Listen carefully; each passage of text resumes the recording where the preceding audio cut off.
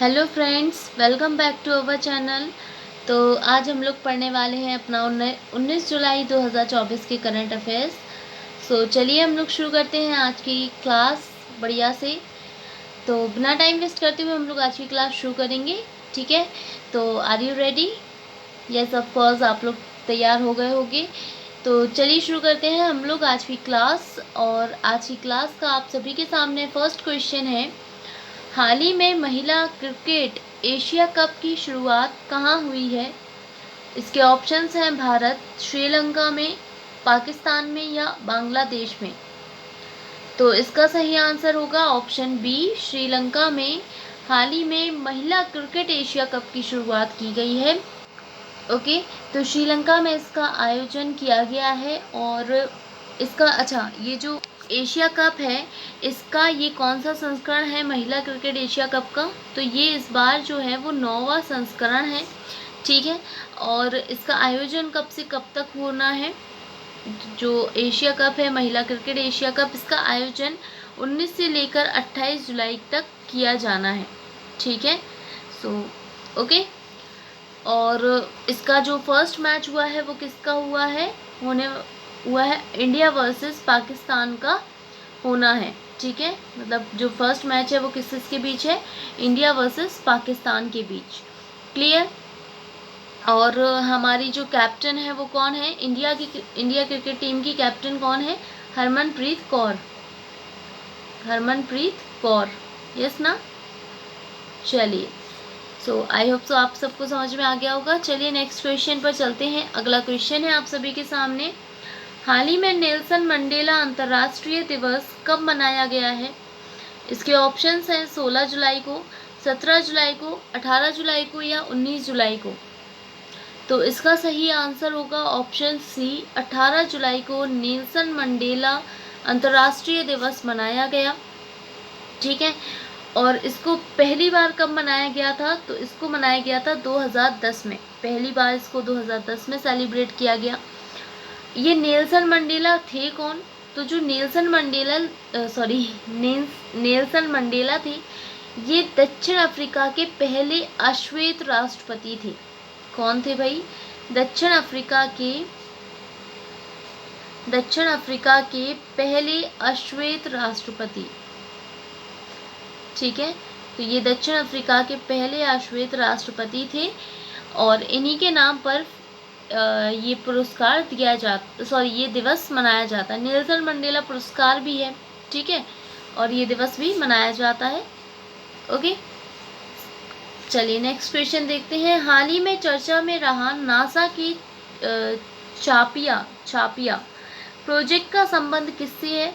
इसके ऑप्शंस हैं बुध ग्रह से, शुक्र से, शनि से या मंगल से। तो इसका सही आंसर होगा ऑप्शन डी, मंगल ग्रह से इसका संबंध है।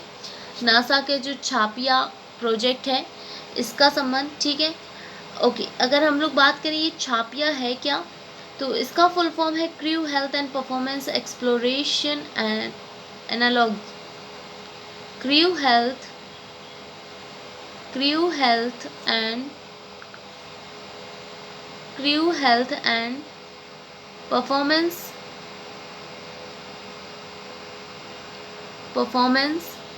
एक्सप्लोरेशन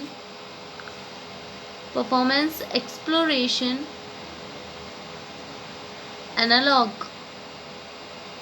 ठीक है, तो इसका फुल फॉर्म क्या है छापिया का? Crew health and performance exploration analog. और चलिए हम लोग बात करते हैं नासा की। अगर यहाँ पर, तो नासा का फुल फॉर्म क्या होता है? ये तो हम लोग कई बार पढ़ते हैं, हर बार ही पढ़ते हैं। तो इसका फुल फॉर्म होता है national aeronautics and space administration. National aeronautics and space administration. ठीक है, एंड स्पेस एडमिनिस्ट्रेशन।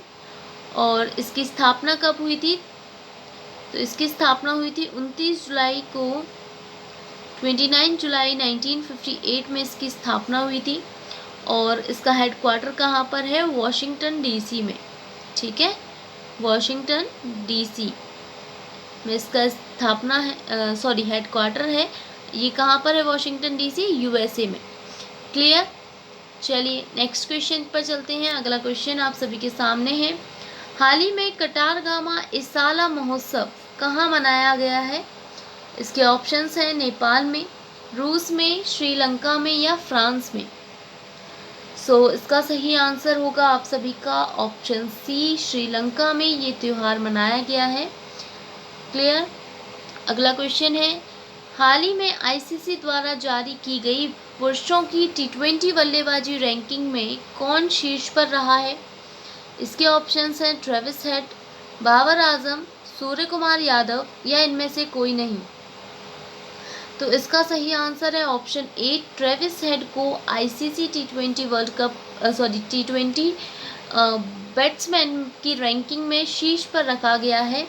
ठीक है, ट्रेविस हेड फर्स्ट नंबर पर है। और ये किस देश के हैं? तो इसको याद रखिएगा, ये ऑस्ट्रेलिया के हैं। ओके, ऑस्ट्रेलिया के। और अगर हम लोग बात करें, ये तो हो गए शीर्ष पर यानी कि पहले नंबर पर। दूसरे नंबर पर कौन है? तो दूसरे नंबर पर हैं भाई हमारे देश के सूर्य कुमार यादव। ये इंडिया के हैं, आप सभी को पता ही है। इनको हम लोग 360 भी कहते हैं, है ना। सूर्य कुमार यादव को 360 भी कहा जाता है, स्काई कहते हैं। तो ये स्काई का तो मतलब फुल फॉर्म ही हो गया सूर्य कुमार यादव। और अगर हम लोग बात करें, अच्छा यहाँ पर 2 रैंकिंग की हो गई। तीसरे नंबर पर कौन है? तो तीसरे नंबर पर है फिल साल्ट। फिल साल्ट, और ये जो हैं वो यूएसए के हैं। ठीक है, ये तीसरे नंबर पर रहे हैं बैट्समैन की रैंकिंग में। और यदि हम लोग बात करें चौथे नंबर की, तो चौथे नंबर पर कौन रहा है भाई? चौथे नंबर पर रहे हैं बाबर आजम। ठीक है, बाबर आजम। और ये कौन से देश का है? तो ये पाकिस्तान से हैं। ठीक है, पाकिस्तान। क्लियर? पाकिस्तान टीम की कैप्टन है बाबर आजम। ओके, अब हम लोग अगर यदि बात करें आईसीसी की, तो आईसीसी के बारे में, आईसीसी का फुल फॉर्म क्या होता है? International cricket council. International cricket council, international cricket council. ठीक है, और इसकी स्थापना कब हुई थी आईसीसी की? तो इसकी स्थापना 1909 में हुई थी। और इसका जो हेडक्वार्टर है वो दुबई में है। दुबई, और कहाँ पर है दुबई भाई? यूएई में। ठीक है, यूएई का मतलब आप सभी को पता ही होगा, यूनाइटेड अमीरात Emirates. Yes, so I hope so आप लोगों को ये सब चीज़ें क्लियर होती जा रही होंगी। यदि आपको कोई भी डाउट होता है तो आप लोग हमसे कमेंट करके पूछ सकते हैं, हम आपके डाउट्स को ज़रूर क्लियर करेंगे। ठीक है, तो मैं कोशिश करती हूँ कि आपको कोई भी डाउट ना रहे। यदि फिर भी कोई डाउट होता है तो आप लोग हमसे कमेंट करके पूछ सकते हैं। ठीक है, ओके, अगला क्वेश्चन देखते हैं। हाल ही में अस्मिता परियोजना किसके द्वारा शुरू की गई है? इसके ऑप्शंस हैं एजुकेशनल यूनिवर्सिटी के द्वारा, यूजीसी के द्वारा, दोनों के द्वारा या इनमें से कोई नहीं। तो इसका सही आंसर है ऑप्शन सी, दोनों के द्वारा, यानी कि एजुकेशनल यूनिवर्सिटी और यूजीसी, इन दोनों ने ही अस्मिता परियोजना को शुरू किया है। ठीक है, तो सबसे पहले तो ये अस्मिता परियोजना है क्या, तो ये देख लेते हैं। अस्मिता परियोजना ये भारतीय भाषाओं में 22,000 पुस्तकों को तैयार करने के लिए ये परियोजना चलाई गई है। ठीक है, तो भारतीय भाषाओं में 22,000 पुस्तकों को तैयार करने के लिए,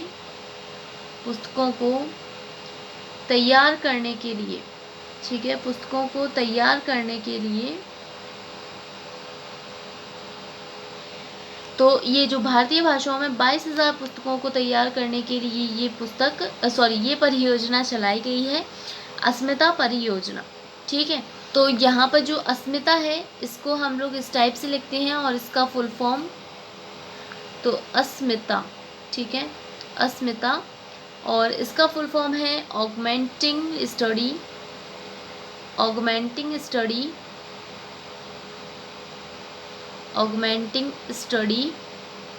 okay, study materials augmenting study materials in Indian languages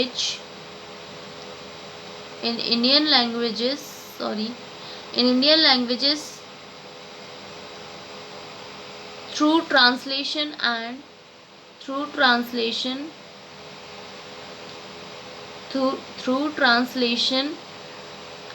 and academic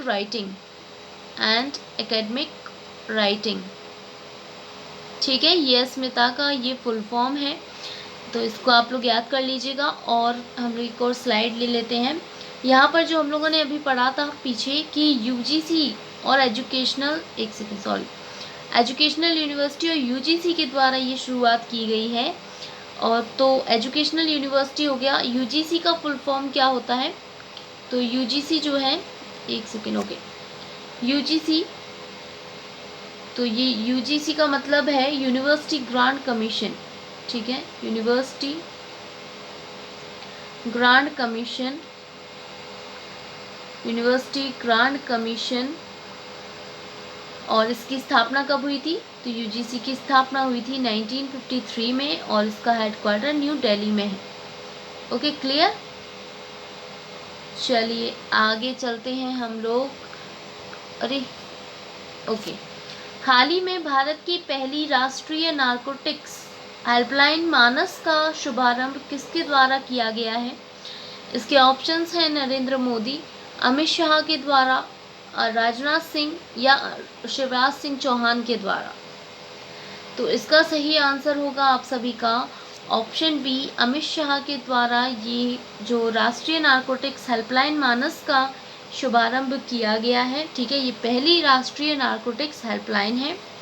okay, चलिए तो नेक्स्ट क्वेश्चन देखेंगे हम लोग। अगला क्वेश्चन है आप सभी की स्क्रीन पर। हाल ही में विश्व जूनियर स्क्वैश चैंपियनशिप 2024 का आयोजन कहाँ किया गया है? इसके ऑप्शंस हैं रूस में, फ्रांस में, श्रीलंका में या अमेरिका में।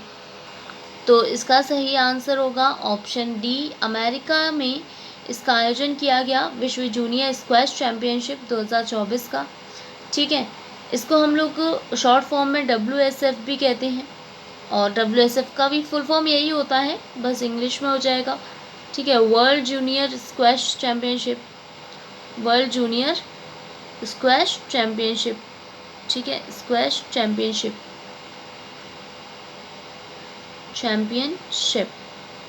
ठीक है, अगला क्वेश्चन है, हाल ही में जारी फीफा रैंकिंग में कौन शीर्ष पर रहा है? इसके ऑप्शंस हैं कनाडा, आयरलैंड, अर्जेंटीना या फ्रांस। सो इसका सही आंसर होगा ऑप्शन सी, अर्जेंटीना, ये फीफा रैंकिंग में शीर्ष पर रहा है। ठीक है, तो ये जो तो रैंकिंग में कौन शीर्ष पर रहा है भाई? अर्जेंटीना हो गया हमारा शीर्ष पर। क्लियर? और अगर हम लोग बात करते हैं चलिए फीफा की, तो फीफा का फुल फॉर्म क्या होता है? इसका फुल फॉर्म होता है इंटरनेशनल फेडरेशन ऑफ